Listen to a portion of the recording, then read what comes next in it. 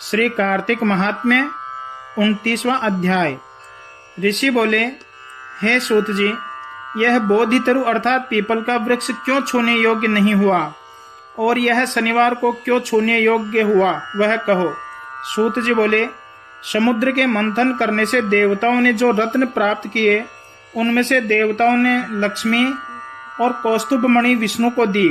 जब विष्णु अपनी भार्या के रूप में लक्ष्मी को अंगीकार करने लगे, तब लक्ष्मी उन चक्रपाणी से प्रार्थना करने लगी।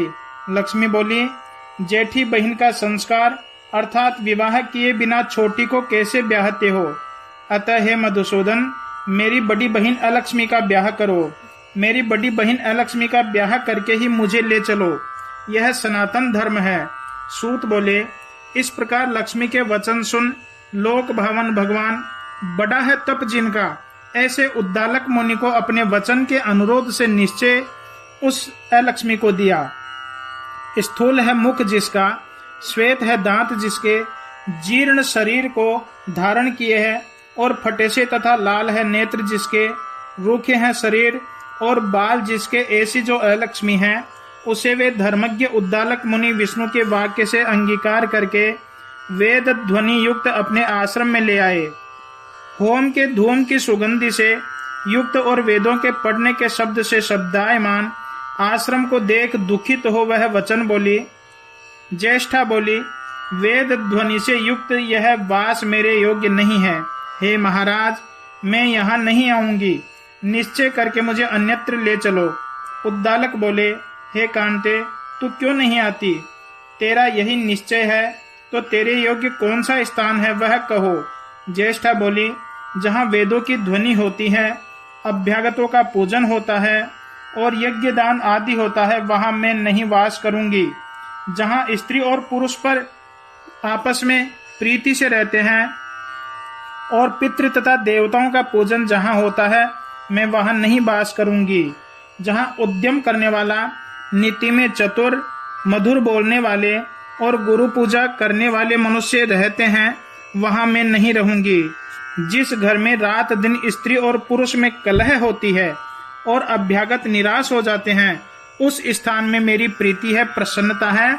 जहां वृद्ध मनुष्यों का और सज्जनों का अपमान होता है तथा कठोर भाषण होता है, वहां मैं सदा रहती हूँ। जहां दुराचरण करते हैं, पराये द्रव्य को, पराये धन को हर लेते हैं और पराई स्त्रियों में रत रहते हैं, उस स्थान में मेरी प्रीति है। जहाँ सदा गोवध और मद्यपान होता है एवं ब्रह्म हत्या आदि पाप होते हैं, उस स्थान में मेरी प्रीति है। सूत जी बोले, इस प्रकार उस अलक्ष्मी के वचन सुनकर मलिन मुख हो उद्दालक मुनि उस अलक्ष्मी से बोले, हे अलक्ष्मी, जब तक मैं तुम्हारे रहने के स्थान को देख कर फिर आऊं, तब तक तुम इस वृक्ष के नीचे स्थिर रहो। सूत बोले, ऐसे उसको वहां बैठा करके तब उद्दालक चले गए। तब वह बहुत देर तक उनका मार्ग देखती हुई जब उनको आता हुआ नहीं देखा, तब पति के त्यागने से दुखित हो शोक से रोदन करने लगी। उसके उस रोदन को लक्ष्मी ने वैकुंठ भवन में सुना। तब लक्ष्मी उद्विग्न मन होकर विष्णु से प्रार्थना करने लगी। लक्ष्मी ने कहा, हे स्वामी, मेरी जेठी बहन भर्ता के छोड़ने से दुखित है। हे दयालु, यदि मैं आपको अत्यंत प्रिय हूं तो आप उसको धीरज देने के लिए जाओ। सूत जी ने कहा। उसके बाद कृपानिधि विष्णु लक्ष्मी सहित वहां आए। उस अलक्ष्मी को धीरज देते हुए यह वचन बोले, हे अलक्ष्मी, तुम पीपल के मूल का आश्रय लेकर सदा स्थिर रहो। यह निश्चय मेरे अंश से उत्पन्न है। इससे मैंने तुमको यह बसने के लिए स्थान दिया और प्रतिवर्ष जो तुम्हारा पूजन करेंगे, उन्हीं के यहाँ तुम्हारी छोटी बहन अर्थात लक्ष्मी स्थिर होकर रहेगी और स्त्रियों द्वारा नाना प्रकार की भेंटें देकर सदा पूजने योग्य हो। पुष्प गंध आदि से जो तुम्हारा पूजन करेंगे, उन पर लक्ष्मी प्रसन्न होगी। सूत जी बोले, कृष्ण और सत्यभामा का तथा नारद और पृथु का संवाद मैंने वर्णन किया और जो पूछना चाहो वह मैं विस्तार से कहूँ। यह उनका वचन सुनते ही ऋषि मंद हास्य करने लगे। आपस में कुछ न कहते हुए चुपचाप बैठे ही रहे। फिर शांत मन हो सबके सब बद्रिका वन में दर्शन को चले गए।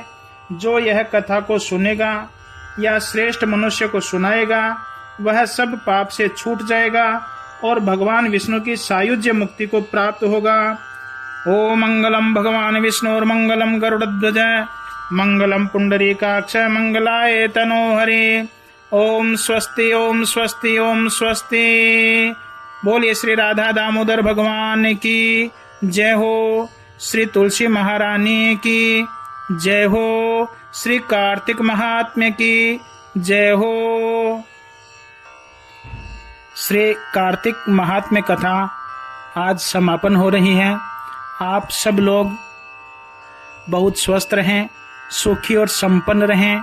आपके घर में संतान, धन, ये सब सुख संपन्नता के साथ प्राप्त हो और भगवान की प्रीति रहे।